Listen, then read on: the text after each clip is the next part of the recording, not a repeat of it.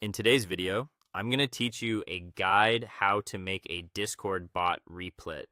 We'll walk through using Replit's AI assistant to scaffold a simple Discord bot, then connect it safely using credentials from the Discord developer portal.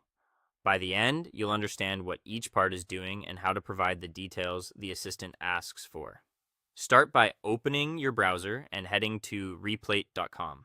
Sign in so your work is saved. Once you're in, look for Replit's AI or chatbot panel. Type a clear prompt describing the bot you want. For example, create a basic Discord bot in Python with a ping command, or make a JavaScript Discord bot that responds to a slash command.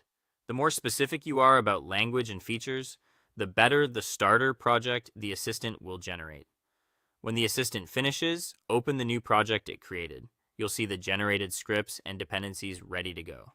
At this point, the assistant or setup script will ask for two important items: your bot token and your client ID. The client ID identifies your application. The bot token is a secret key that lets your code log into Discord as your bot. Treat the token like a password. To retrieve these, open a new tab and go to the Discord developer portal at discord.com/developers-applications. Create a new application and give it a descriptive name so you can recognize it later.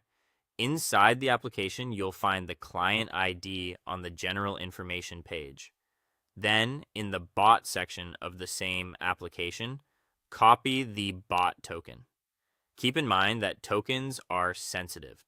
If you ever think yours was exposed, regenerate it immediately in the portal.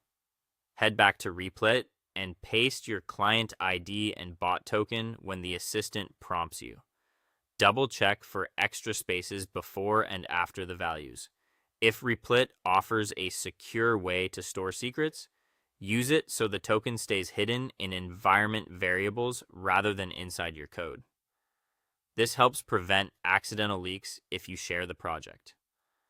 After you provide those details, the assistant will complete your bot setup and wire the scripts to your Discord application.